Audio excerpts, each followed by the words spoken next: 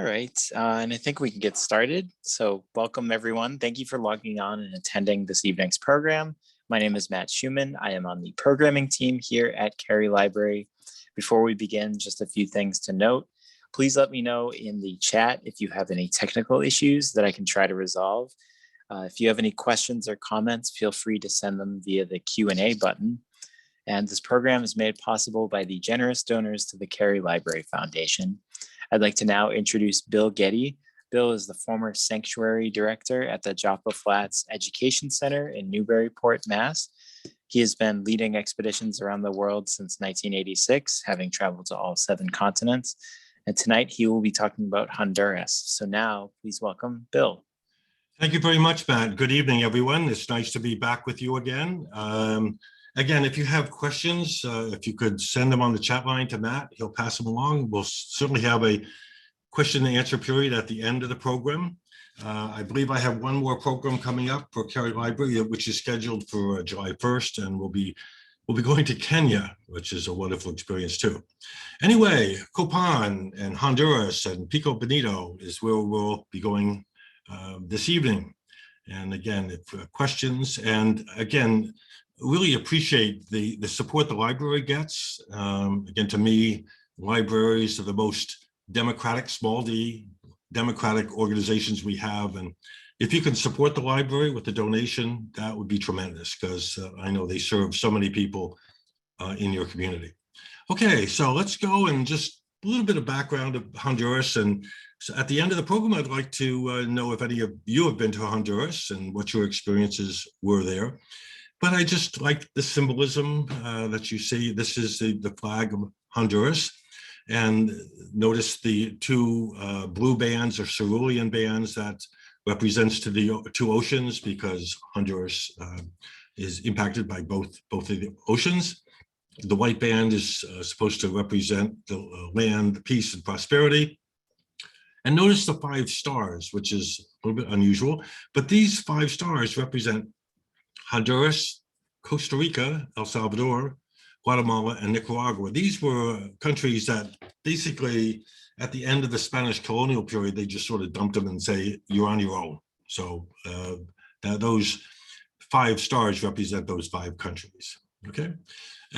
So here is the map of the country of Honduras. Notice Guatemala is to the west side, El Salvador to the southwest, Nicaragua to the east and southeast, and notice not very far from Belize, just across the waterway, the Gulf of Honduras. And so in order to travel to Honduras, we flew into San Pedro Sula, that you can see highlighted here in the northwest corner of the country. Modern city, modern airport, all those type of things. But to show you where we'll be going during our presentation today, we then drove from the airport over to Copan Ruinas, to this little village of Copan and the amazing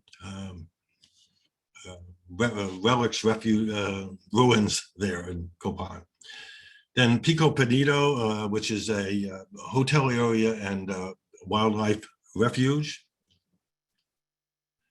Cuero y Salado, which is a major wildlife refuge, which is basically on the Caribbean Sea.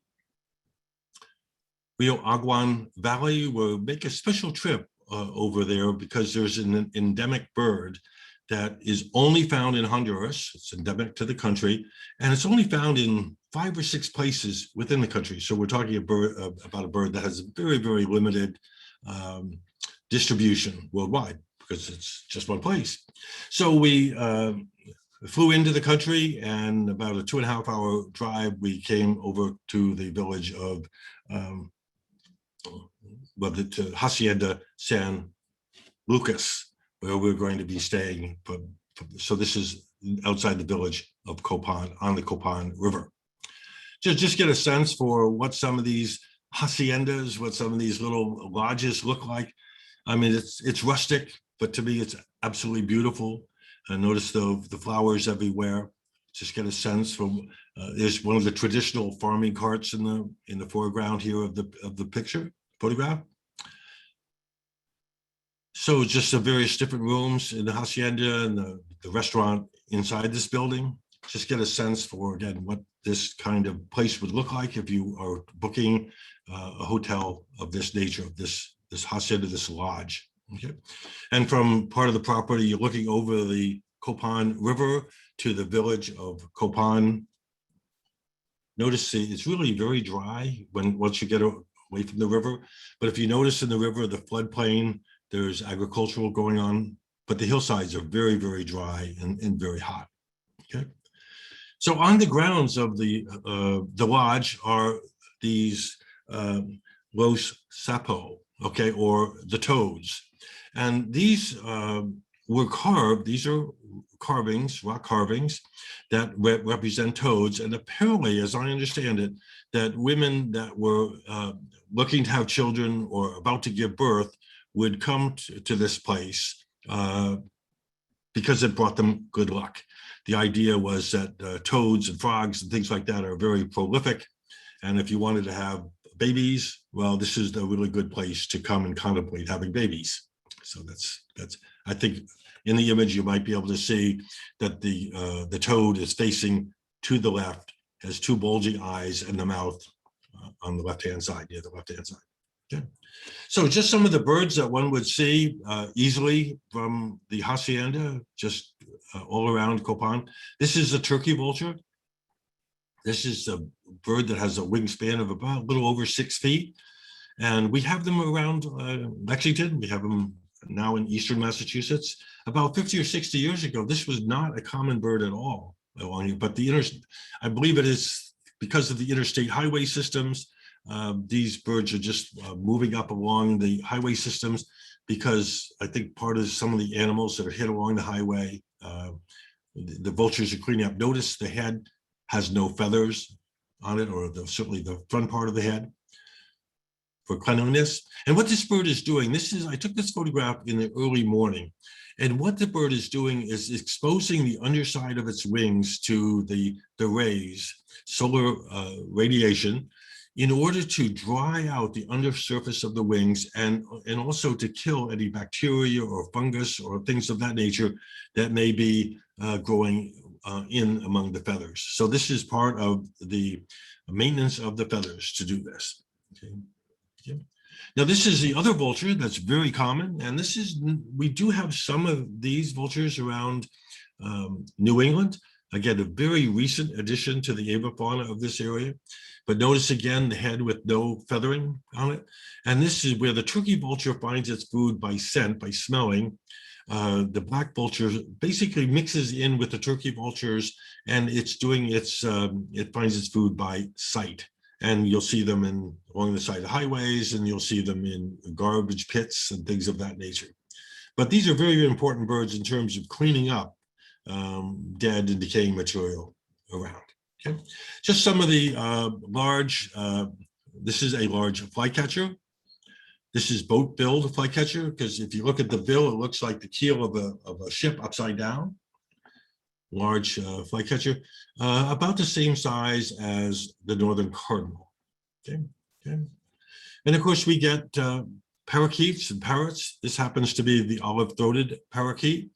A lot of farmers don't like this bird or these type of birds because they tend to go into groves and things of that nature, fruit groves, things like that, and eat the buds and eat the young fruit. But they're beautiful and they're very noisy. If a group of these fly overhead, you won't miss them. They make lots and lots of noise. Okay, but this is one of these just amazing white-throated magpie jay. Notice how long the tail is. The tail, basically, the body of it is about the same size as our blue jay, maybe a little bit bigger, but then it has that extraordinarily long tail that makes it basically doubles its length. But notice the crest right at the top of its head. Notice those black feathers that come off the head and go forward. I think it's amazing design. Why that would be like that. And a lot of these lodges, hotels will put out fruit. This happens to be grapefruit because the birds love to come down and eat the fruit and the sugar that's there. This is just a turquoise-browed motmot. And if you're walking through the woods and you hear whoop, whoop, whoop, that's typically the call of motmots. And notice the tail, it looks like a racket. You have some tail that has all the feathering, the barbs and barbules going down, and then an area that is just the shaft of the feather. And then you have the end part of the feather at the very, very end. These are just gorgeous birds. The size of just the body is about the same size of that as an American robin. But notice the hooked or down curved bill. They eat insects. They'll eat small lizards. They'll eat fruit. So lots of things that are going on there. So turquoise browed motmot. See another one later on. Now, this is an oripendula. Okay, ora for gold and pendula like a sack. I'll explain that momentarily. But this is the Montezuma oripendula. There are a number of different species of oripendula. This is the biggest one in Central America. And just a beautiful, it's related, it's in the same family as our orioles. So the orioles and blackbirds and grackles are in the same family. So this is one, and this is the nest. So you can understand now why this would be called an oripendula. It's a gold or yellowish sac.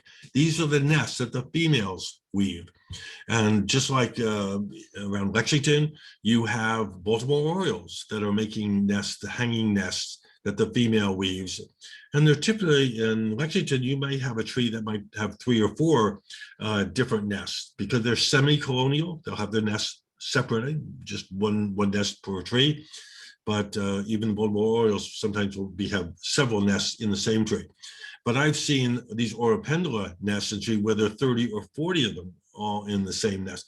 And from the top of the nest where it attaches to the branch to the bottom is about 2.5 feet. So, and some of the oripendula nests are over 4 feet long. So amazing amount of weaving. So in order to get in the nest, the adult birds will come at the very top and then work their way all the way to the bottom. So the eggs and the nestlings are way at the bottom of that sack. Okay. So if you think of our red-tailed hawk, this is roadside hawk. So this is a bird that's very common, just like our red-tailed hawk is common. And as the name implies, you'll find these along roadsides in open fields, things like that. And they're feeding on large insects. They're feeding on small mammals, snakes, small birds, things of that nature. And very alert. Notice the really upright posture of these birds. So this is roadside hawk. Roadside hawks occasionally, very occasionally, get into the southernmost part of the United States, but this is much more a Middle America bird. Okay. So from our lodge, we're going over to the ruins at Copan Ruinous. And just to get a sense for the dynasty here at Copan was established around 426 and lasted for, well, so let's say 600 years. And so it was established by a king, and his name, as it was translated, is Great Son, First Quetzal Macaw. And I think that's pretty truly, if you're going to be having a king, you might as well have a name that looks something like that. Okay, but this is some of the temples, some of the structures, some of the observatories that we will see. And one thing that strikes me so much about Copan and what I really liked it so much is many places when you see Maya ruins and structures and things, that they are very badly worn, and the inscriptions and the carvings have so badly worn away. But there's something about Copan in them when they were making the engravings and carving statues and things, they cut them really deep. So, well, you'll see this as we go along. But this is just a temple area. But notice this, I mean, this has been exposed to weather for 1,500 years or so. But look at the beautiful carving on this stela. Okay. And this is, as it was explained to me, and there were, as I remember, there were 12 different kings. These are two of the kings that are represented here. And the king that's on the right-hand side was the king at the time that this structure was built and the carvings were made. And so you might think of that as being our current president. And the one on the left, the one that's handing something to the one on the right, think of him as being George Washington. So what basically people who would know the history, and of course it was important for the kings and things to their people to know the history, how important the kings were. So people would recognize that the person on the left was handing the symbol of authority and power to the king on the right. Okay, so it's like saying the current president, like Joe Biden, saying, well, I get my power and my legitimacy from George Washington. Okay, it was that type of, so it's sort of a long time ago political statement. Okay, so here are just some of the other structures. This happened is called the Serpent Temple. And you can see how beautifully these structures were built, how the rocks were carved to be placed just perfectly together. And as we get up to the top, so if I go back, in the middle, just underneath that white cloud, is the arch that I'm showing you, which is to your right. And there's at the bottom are the two fangs of the serpent. So getting a sense for how these are carved, beautifully done. And then all these decorative things across. And if you were a citizen of Copan, you would know what all these various different symbols are, some representing powers of the underworld. And here at the jaguar is a sacred animal. I mean, think of the jaguar, the power of a jaguar. So when you would go through the ruins, you'd see many manifestations of the jaguar. And this is just one of them that was carved. And the one that really struck me is this one, okay? And this is, if you look at the bottom in the center, a third of the way up, you clearly see a person's face. Okay, you see the eyes, nose, and the mouth, and apparently ears that are out to the, but if you look right above where you can see the forehead and it looks like a hairline, notice that's the mouth of a jaguar. So if the jaguar is a sacred animal, which it is in their mythology, this leader is being born out of the mouth of a sacred jaguar. So leader emerging from a jaguar. So again, all this symbolism that is giving authority and authenticating the power of the leader. Hey, if you're born from the mouth of a jaguar, you must be pretty special. Okay. This is a hieroglyphic stairway, which tells the story about the civilization. It's under this big tarp in order to try to protect it. But notice just the carvings here. Right, just 2/3 of the way up from the image, you can see two eyes. Okay, this represents an owl. And the owl, lots of mythology about owls, but the owls in this case are thought to be the messengers between the world above and the underworld. Well, you can see if an owl is active at nighttime, you could see how people would assume that the owl might be that type of messenger. It's just type of thing. And this is the ball court. Again, authorities differ on how the games were actually played. Some people say that the losing team were killed, sacrificed. Other people say not so. It doesn't matter. That is the ball court, and see how beautifully it's been preserved. Okay. And of course, if you're going to have some kind of public event like a ball game, you need to make proper sacrifices and things. So you need a temple that's right nearby, and there is one, but the remains of one. And I just found this fascinating. Look at this arch. You know, they built this cantilevered arch. It's just beautiful. This is the head of a macaw. So again, along the edge of that ball court were these macaws. Again, macaws had special spiritual powers, and so they were important emblems. And this is just one of those amazing statues that I was talking to you about how deeply carved, so that you can still see very clearly that there is, it looks like to me, a warrior standing there. So the face is about 2/3 of the way up the structure, and then it looks like it has a ceremonial sword or something of very significance right in front of him. No idea what this is, but again, just the carving is really important. And here again is that image, and you can see again how well these have been preserved over time. Where there's been some erosion to it, they're still clearly visible. Okay. And while all these other images you can see here have been, there's no paint, but apparently the archaeologists who have studied these things indicate that this is how the ball courts and the temples would have looked. They would have been those stone covered with a plaster and then painted with these bright, bright colors. So can you imagine if you're a peasant, someone from outside the city coming into the city and walking, how amazingly impressed you would be by the grandeur and the power of the city. Yeah. So astronomy was a big deal. I mean, because you had to be able to predict when the best time for planting, to predict when the rainy season would come. And it was very, very important that Copan began to fail at the end because of drought.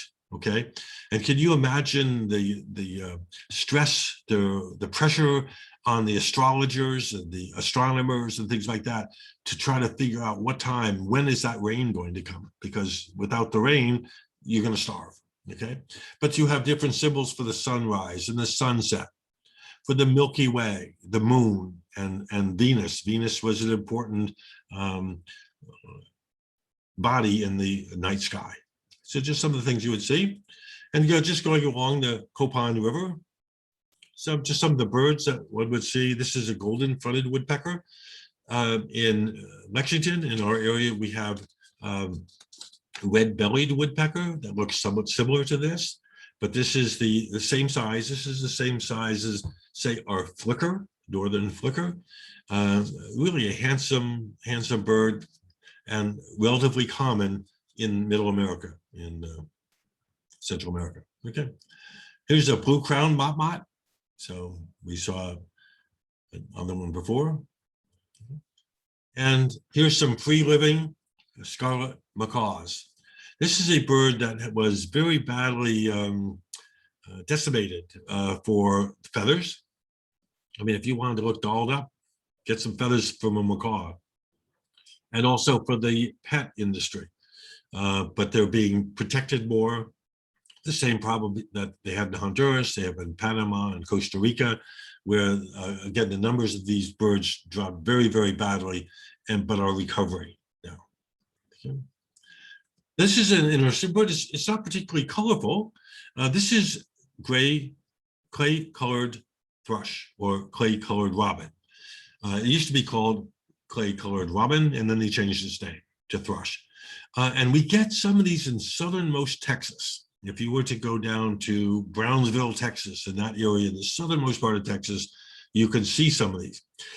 But the interesting thing, at least to me, is that this is the national bird of Costa Rica. And I mean, we have the bald eagle. It's huge, it's majestic, and other countries have these really incredibly beautiful birds. But this one is sort of drab. But why is this the national bird of Costa Rica? It's because the farmers wanted this way. Because at the beginning of the growing season, when the farmers are beginning to put the crops in, that's when this bird starts to sing and has a very pleasant song. So they associated them with the planting time and the beginning of their new cycle of life in the agricultural world. They associated with this bird, and that's why it became the national bird of Costa Rica. Okay, so this is white-tipped dove. It gets the name because the outer corners of the tails have little white spots. So just walking along the town of Copan Ruinas, so this is just outside where the archaeological site was. I just took a walk in the evening time. I just like to get a feel for the local folks what's going on. So as you can see, despite what it says on the clock, the sun is going down. Okay, but street bazaar, all the little vendors out in the street. Get a sense for the place. Little pedicab, you want to, I hope that woman isn't waiting for a ride because the man was in a big conversation. But in any case, these little three-wheeled taxi cabs. Okay, so we, after spending 2 nights in the Copan area, we then went over to Pico Bonito. We're going to a lodge that's just outside a national park. Okay, and a very, very pleasant place. And this is, when you check in, you walk down this path and go into the building.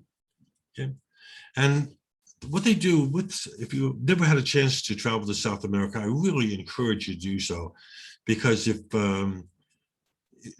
what they do with flowers at these lodges, and they bring all these native plants, they bring them in close where you can see upper left hand, the heliconia, just incredibly beautiful plants. And this is the landscape that's around the lodge. And we're actually standing at the top of an observation tower, just looking up at the mountain and the heavy, the lowland tropical rainforest. Okay, beautiful scenery. And this is, if you want to take a nice cool dip in the river, this is a good place to do it. Just get a sense for the stream coming out of the mountains. And this is the palm tree. Okay, you can see the palm nut, the coconuts on this one. Okay. And this is tree fern. This is a fern. Okay, this is a fern that had relatives at the time of the dinosaurs. Okay, so this tree is about 30 feet tall. So we're talking about a big fern. It's really in the New World tropics, especially, say, starting in Nicaragua south, are really, really quite common in forests. Okay. This is a Saber tree. This is, to the Maya people, this was a sacred tree. This is a young one. When the trees are young, they have, first of all, the bark is green, and then they have these spikes on the outside to try to discourage mammals from climbing up in the tree and eating the leaves and things of that nature. So each one of those thorns is about 1.5 inches to 1.75 inches long, very sharp. And then as the tree gets fully mature, it doesn't have these thorns anymore. But this is a sacred tree because it's thought in the Maya cosmology that the top of the tree, the canopy of the tree is the world we're living in, and the root system underneath is the underworld. So this tree is connecting the living world with the underworld. Okay. So this is hot lips. This is a small plant that grows maybe 10 to 12 inches. And the name is hot lips, which I think is a pretty good name for it. And that the flower is persistent. It's there for months before it's very thick. It's very rubbery. And so you see these very common walking in the forest. Okay. And if anybody likes chocolate, I think probably nobody can like chocolate more than I do. But if you wonder where it's coming from, this is a cacao tree. Okay, and notice how the fruit is not out on the end of the branches or anything like an apple or a pear or a peach or something like that, but they're sort of stuck right on the trunk or on the major limbs of the tree. And so this is when they're ripe. Okay, and what you're looking for is the seeds that are inside these, and this fruit is about say 8 inches long. Get a sense for it. And inside you get the cocoa seeds, and I just put the quarter in there so you have a sense for. That's where those seeds is where the chocolate is coming from that we all love. Okay. So wandering in that orchard, I came across this chestnut-colored woodpecker. Pretty handsome guy with the red in the face and the blue around the eye, about the same size as our hairy woodpecker. So this is a colored aracari. So it's related to the toucans and things like that. If you look just above the tree limb, you can see that it has a red band across the breast. That's where it gets the colored aracari. Okay. This is euphonias. So these are birds that are only in the tropics. We never see them. And so many, the genus name for this bird is euphonia. And so they just stuck an modifier, olive-backed euphonia. This is the male, and the male has gathered nesting material, and it's bringing it to the female, and she's here. She's watching what's going on, and he's gathering the materials, and she's supervising as he is building the nest. Of course, if she sees something she doesn't like, she makes sure that it's corrected. Okay, so this is a bird that we get once in a while in the United States, but this is red-billed pigeon, and you have every right to ask, why is that a red-billed pigeon? Why isn't that a yellow-billed pigeon? Well, if you look at the very base of the bill, it has a little bit of red. So this is one of those birds that's very obscurely named, but about the same size as our rock pigeon, the pigeon that we have in parks. Okay, so hummingbirds are always a big deal when we go to the New World tropics because there are lots of them. Hummingbirds are unique, endemic to North and South America. We don't have them in Asia or Europe or Africa. They have other things. They have honey creepers and they have sunbirds and things of that nature, but no hummingbirds. And this is a tiny one. This bird probably weighs, well, a nickel is 5 grams. Okay, so if you want to know how heavy this bird is lighter than a nickel. Okay, and this is rufous-tailed hummingbird. I think it's pretty well named. It has that rusty colored on the rump and on the upper part of the tail feathers.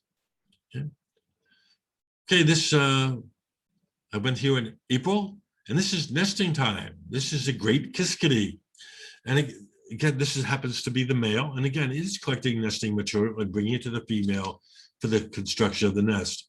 And it gets its name, kiskadee. We get this bird in the southernmost part of Texas, occasionally in the southern part of New Mexico and Arizona, but it's basically southernmost Mexico and south is where we see it.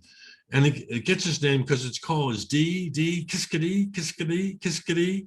And that call, so making a nest. And this is the nest that he and his mate were making right inside a cactus, which is, I would think, if you're trying to protect yourself from mammals or things like that will be climbing up in the tree to get at your nest or your young ones, you're pretty well protected. Notice this nest, the entrance to the nest is on the side, and it has a dome over the top of it. So there's some level of protection from a predator being able to see the young ones in it, and some level of protection from the hot sun, and also a little protection from rain. Okay, we have great-tailed grackles that we see in the southern part of the United States, but I wanted to show you this one because notice the iridescence. This bird in just normal light is the color of the area just underneath the eye, basically black. But because of the structure of the feathers, there's melanin inside portions of the feather that reflect certain bandwidths of light and not others. So when we're seeing this is not pigment we're seeing, but we're seeing this as if this was well, we're just getting certain reflected light. I can't remember the name of it, a prism, I beg your pardon, prism, so that we're just seeing certain band lengths of light that's hitting those melanin crystals inside the bird feathers, and that's the light we're seeing. So if this bird were turned away, it would turn to black again. Okay, this is the female. Okay.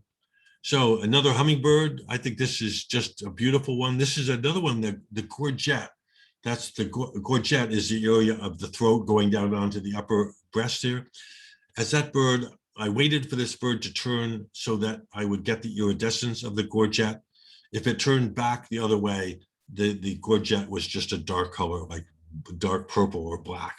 Okay, so then this is again another time that you have to see it in the perfect light. And when they are displaying, when the males are displaying, looking for a mate defending its territory, it will usually sit up on a prominent top of a flower or top of a twig or something like, and it will just turn its head slowly, turn its upper part of its body slowly like this. And because of the direction of the light that's hitting that gorget and the melanin in the melanin crystals in those feathers, it sends out a beam of light like a lighthouse. So you'll see this as the bird moves its head back and forth, you'll see this beam of, in this case, that sapphire green light. That's the female. Okay, that's what he was trying to attract. Okay, she's just beautiful. But notice the, again, the tiny little feathers that she has. Fortunate to find this one. We have screech owls. We have eastern screech owls here in our area, relatively common. I didn't say they were easy to see, but they're relatively common. But this is vermiculated. That vermiculations are the striping, the lines of color on this bird. And it was just sitting up all during the daytime, just sitting in a tree waiting to go hunting at nighttime. But it needs to be hidden away from predators like hawks and things of that nature. Okay. Black-cheeked woodpecker, handsome one. Those are palm nuts that it's feeding on. Here is a day hunting. This is Ferruginous Pygmy owl. Okay, you think of most owls as being nighttime hunters, and most of them are, but this is a tiny little owl. It's about this, it's smaller, about the same size, a little bit bigger than a tufted titmouse, but a different shape, but in terms of, it's really small, and it's hunting for insects, small birds, small mammals, and it's a day hunting owl. So that's what I saw. Okay.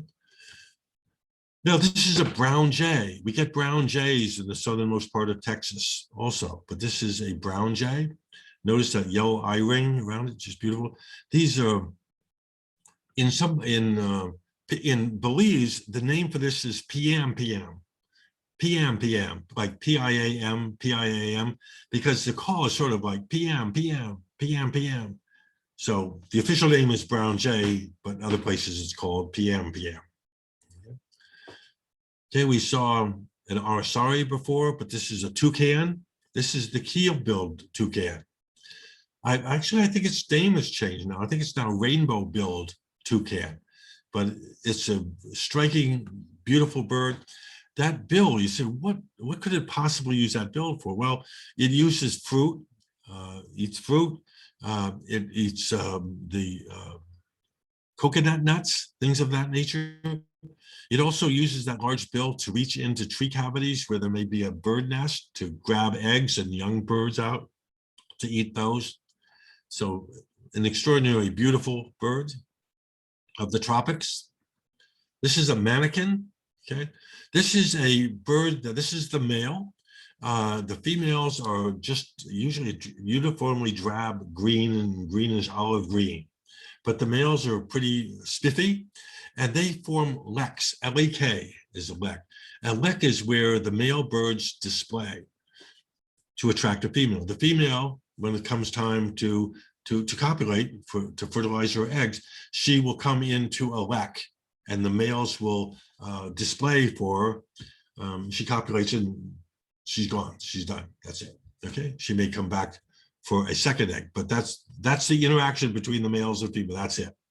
And if you're walking through a tropical area and you hear bzzz, bzzz, bzzz, and then snapping, like snapping fingers, okay, the birds are making that buzzing sound and they're snapping. The snapping is coming from the movement of their wings. And so when a female approaches, the males do all kinds of displays, buzzing and snapping.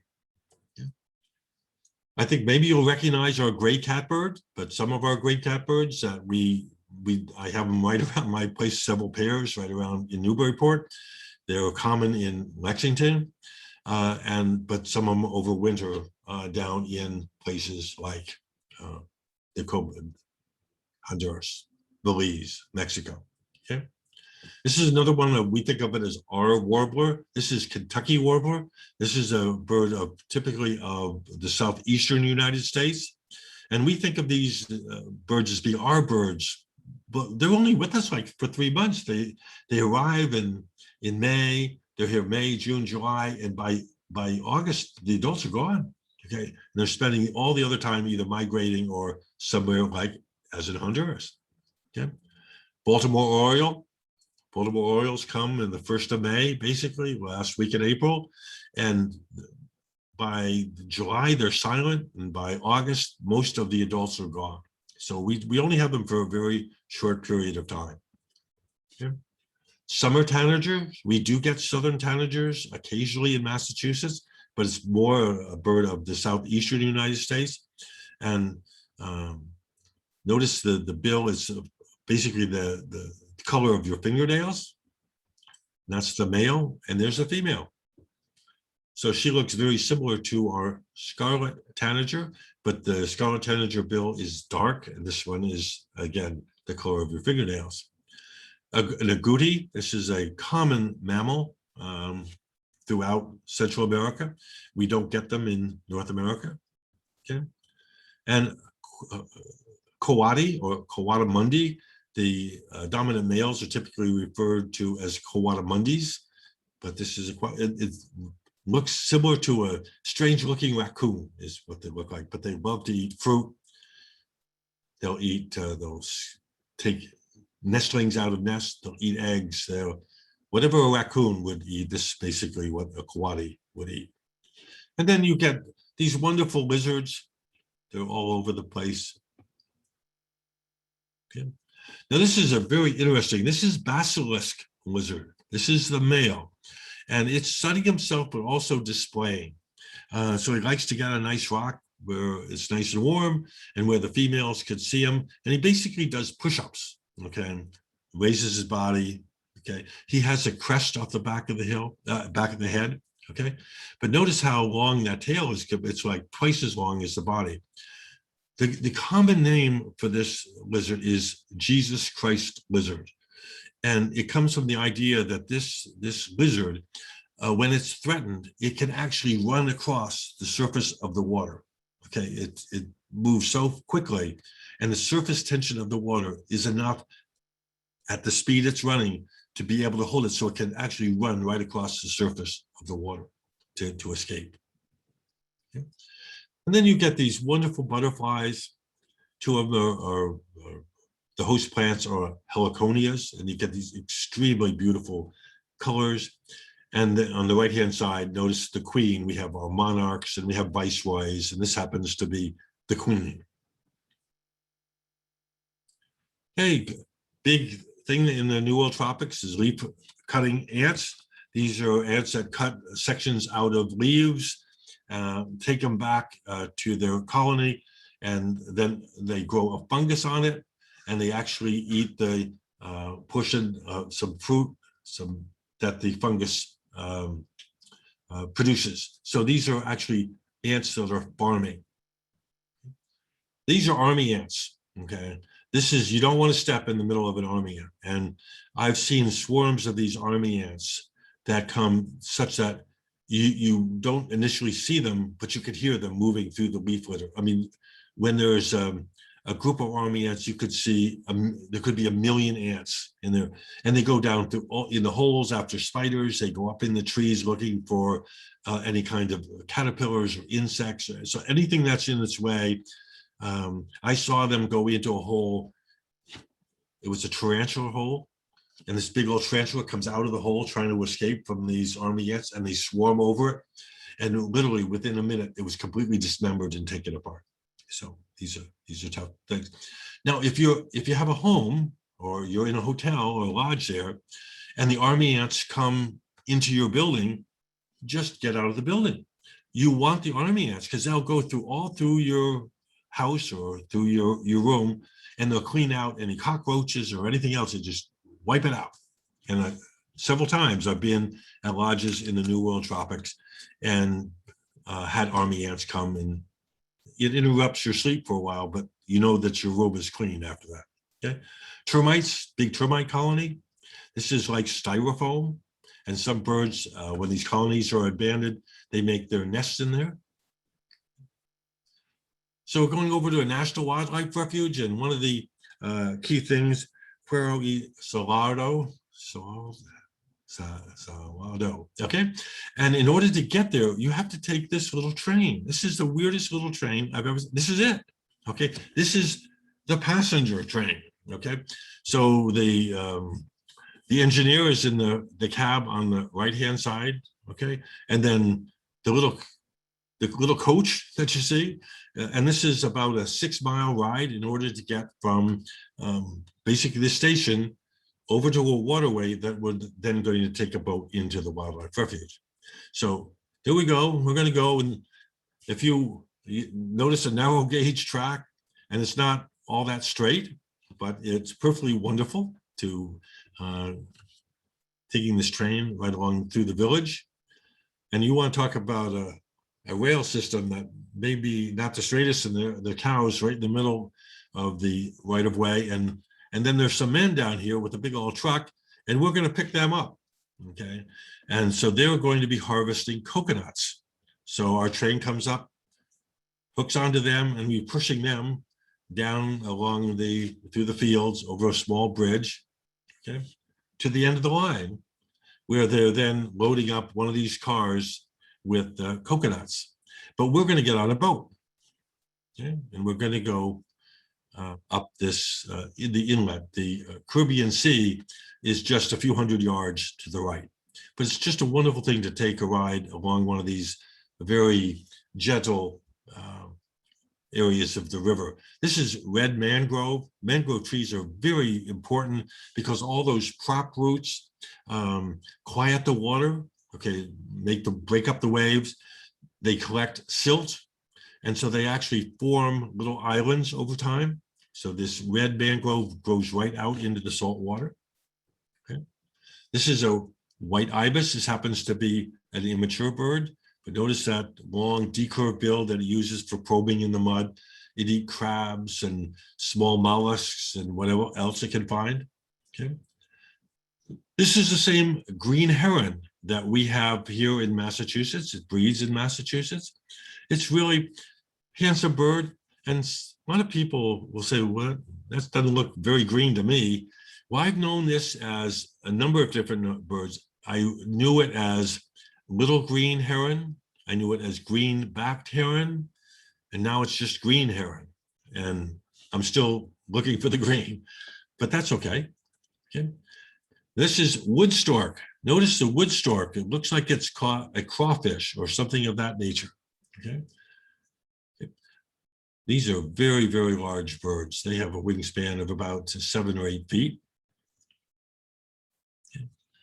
This is yellow-crowned night herons. We get some of these in Massachusetts, not a lot of them, but every year we have them. And notice the size of the eye for the size of the head. And as the name implies, night heron, this is a crepuscular, in other words, twilight and nighttime feeding bird. So when all the egrets and herons are going to roost and sleeping, this bird has been sleeping or resting all day and goes out and does the night shift. Okay. So that's a yellow-crowned night heron, and this is a black-crowned night heron. So 2 different species that often roosting together. They'll often nest in mixed colonies of night herons. Beautiful, huge eyes. And notice this bird has that white feather that comes off the back of the head. This bird is in its highest, most beautiful breeding plumage. In the non-breeding plumage, it doesn't have that long feather that's coming off the back of the head. Okay. This is anhinga, or water turkey, or snakebird. The official name is anhinga, but this is a bird that can adjust its buoyancy. So sometimes when it's swimming in the water, all you see is its neck, and it looks like a snake. That's where it gets its name, snakebird. This is the female. And this is one of the few birds, let me just go back, that actually spears. Most of the egrets, the herons, most of these birds, they grab the fish. Okay, with this bill, this bird actually spears it, like as if you had a spear gun, okay, to capture its prey. That's a beautiful female. Okay, This is a really interesting, this is another one of the crepuscular and nighttime feeding, nocturnal feeding herons. This is boat-billed heron. Just like the night herons, it rests all during the daytime, and then at nighttime goes to feed. And that big bill looks like, again, like the keel of a ship upside down, is very, very sensitive. So it will feed in shallow water or in mud flats, and it uses that bill to probe in the mud to find mollusks, sea worms, things of that nature. So this is a bird that you almost never see except at twilight, where maybe it's leaving its roost and going out to feed. This is a flower of the provision tree, and this blossom is about 16 inches across. Okay, so one of the special things that folks had an option of doing is to go and try to find the Honduran emerald hummingbird, which again is endemic to Honduras. And some of the people really wanted to do it, so we arranged for us, the small group, to go to see it. So they like their wildlife here. Notice the hummingbird, the statue of hummingbird, and on the right-hand side you have a statue of a lizard of some kind. Okay, so we're going into Aguan Valley. Okay, see the mountainside in the background, but then here is the Amazon kingfisher. This is a relatively small kingfisher, but notice the size of that bill for the size of the bird. So it's feeding on small minnows that are in the stream just behind it. We get these in the southernmost part of Mexico. I'm sorry, of Texas, southern part of Texas. This is a bird that nests here in New England. This is spotted sandpiper. And you ask, well, why is it a spotted sandpiper? It doesn't have any spots. Well, it does in its breeding plumage, but in non-breeding time, it doesn't have any spots. And in early spring, it molts. The new feathers it puts on have spots on it, and we get our spotted sandpiper. And that's what we typically see during the breeding season up here. Okay. Tropical mockingbird, we have northern mockingbirds. This is the one of the tropics, very similar to our bird. Okay. This is tropical kingbird. This is very similar to some of the kingbirds that we have out in the western part of the United States. A beautiful, typically you'll sit up on a post like it is here on a twig, fly out, catch an insect, and come back and land right back where it was. One of the key field marks of this bird is if you look at the end of the rightmost side, you can see it has a notched tail. Okay. Most of the other flycatchers have a tail that's cut straight across, no notch. Okay. So here we are coming to the habitat of the hummingbird, the emerald. So the habitat of the hummingbird, emerald Honduran. Okay, so this is one of the very few places where this hummingbird exists. Okay, so we're just walking through this mixed forest, very, very dry. As you can see, there are cactus in there and everything, and we come across a lesser nighthawk. Here's a bird that all during the daytime just finds a branch, sits on it, and doesn't move, and hope that nothing will find it. And then at nighttime flies around catching insects. Okay, so this is, you have to watch out where you're walking and watch when you're backing up, because he's sort of a brutal cactus here. So, and this is the tiny little flower on which the Honduran emerald hummingbird feeds. And this blossom is only about 1.5 inches. So we're talking about tiny little blossoms. But of course, if this we know is the primary food source, we want to make sure we find the flowers. And then lo and behold, here is the Honduran emerald that, again, I believe, as last time I read, was only found in 6 relatively small habitats in Honduras and nowhere else. So again, this, for people who like to see endemic birds, this was a good one for them. Okay, and it was singing. Okay, okay, I'm going back to Pico Bonito Lodge, and it's been a long day. It's been a wonderful day, and I'm in my little cabana, and I'm walking down to have my dinner, and I'm walking along and not paying attention particularly, but somehow I notice my body automatically reacts, and I sort of jump, okay? And consciously, I never saw the snake, but my body saw the snake, okay? And this is a snake that's about 4 feet long, and it was a hog-nosed viper, okay? And there it's going into the woods. So this is interesting because right on the grounds of the lodge, this is very poisonous snake. And we were walking all through the gardens and everything and never even thought to be looking for snakes, but there it was. So anyway, that is the end of the presentation for this evening. And I really enjoyed a trip to Honduras. And if you have any questions or observations, or if you've been there, I'd love to know about it. And please identify yourself if you're asking a question. Feel free to type in the Q&A, or you can also raise your hand and I can unmute you to be able to ask any questions. Okay, so Donna, I'm going to, let's see, give you permission to talk. Let's see. Okay, you should be able to unmute yourself and talk. Hi. Hello, Donna. Hi.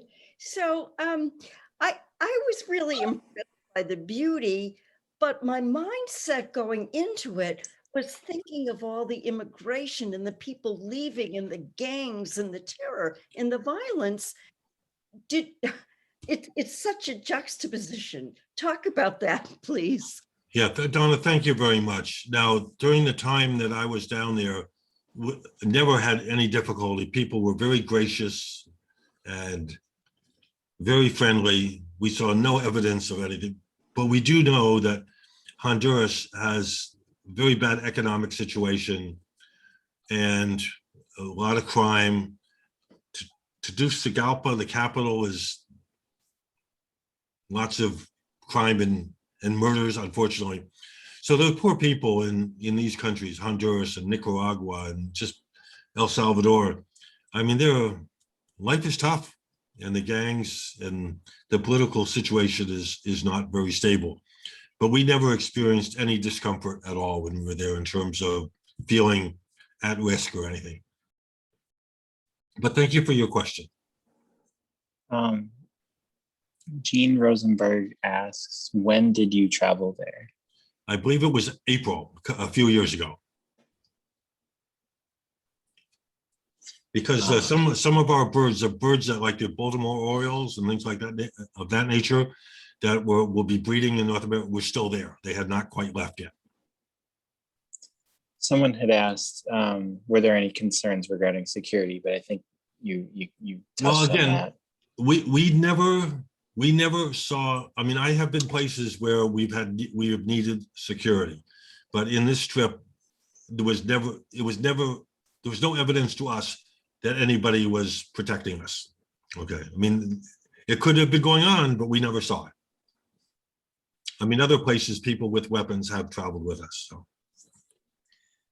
I just wanted to remark on how diverse, like, of all the programs you've done so far, the flora and fauna are just so diverse. I mean, to get something that looks like an ordinary pigeon here, and then these like extravagant long beak or huge headed but small bodied like birds, or a macaw, it's so diverse there. You know, the New World Tropics is known for its magnificent birds, but I mean, we have magnificent birds too. They're just maybe not quite as gaudy, but there are so many wonderful places to travel in the New World Tropics. Honduras was a wonderful experience for us. There are other countries where you might feel safer, like Costa Rica or Panama. I mean, those are just wonderful places, and you could see animals of the same families, birds of the same families that we saw in Honduras, and you might feel more secure. But it's a really shame, because I mean, if we don't go to places like this, then we don't help the economy, and then the poor people that depend on service jobs and things like that for a living, then, you know, in that case, we're not helping any.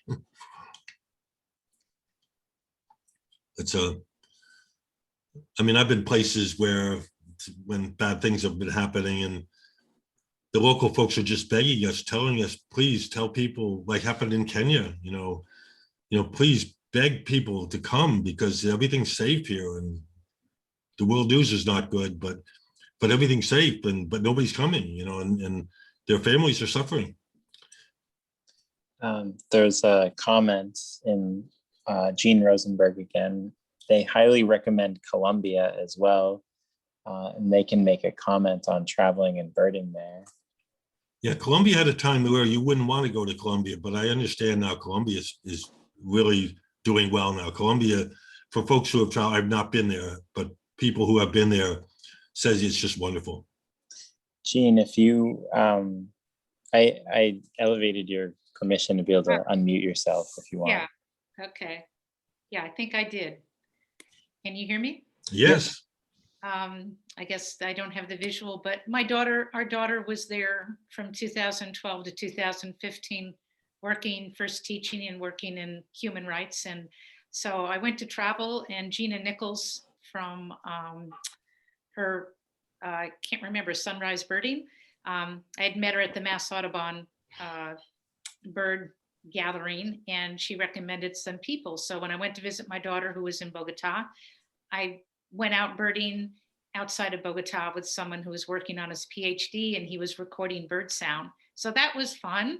And I went to the Magdalena area, and then we went to the Central Andes outside of Manizales, and someone who also did bird tours there, Danielle Uribe, also a photographer. We went birding for the day, and it was so spectacular, so much fun just walking. A lot of hummingbirds, as you already said, and the people were just so nice and hospitable. That's usually what you find. I mean, if you're out chasing wildlife, most of the people you meet want to share what they know, share what they've seen, and have similar interests, so Thank you. I encourage people to go. Yeah, thank you very much. Thank you, Gene. Are there any more questions or comments? This was spectacular, Bill. I mean, the photos you took alone of everything are just phenomenal.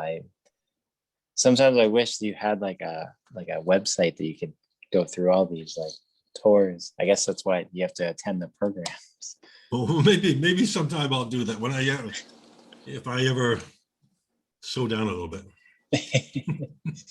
Well, hey Matt, I always appreciate how well you organize these things and how easy you make it for me. So I look forward to seeing you on July 1st. All right. Yeah. And everyone who's interested, feel free to sign up on carylibrary.org. Thank you again, everyone, for attending. And thank you, Bill, for another wonderful program. Yeah, I hope in July you'll come back and we'll go to Kenya. We'll go to amazing places in Kenya.